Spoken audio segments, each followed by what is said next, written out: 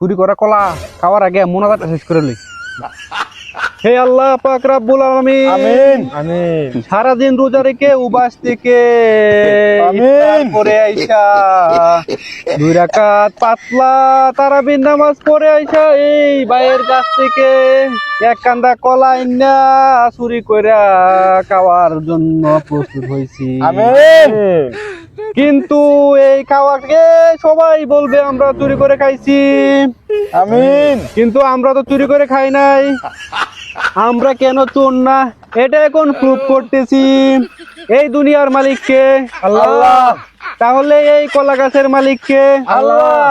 এই দুনিয়ার মালিক যদি আল্লাহ হয়, এই কলা গাছের মালিক আল্লাহ, তাহলে আমরা কিভাবে চোর হইলাম? ঠিক ঠিক তারপরেও এলাকার কিছু মুরব্বী পোলাপান আমাদেরকে চোর বলবে।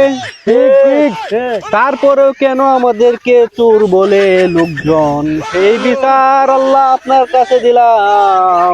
আসরের ময়দানে আমাদেরকে সামনে রেখে যারা আমাদেরকে চোর বলছে তাদের বিচার আপনি আমাদের সামনে করবেন। আমিন এই বলে আজকের মতো এখানে দোয়া শেষ করলাম। আমিন। আমিন। কলাকা কলাকা।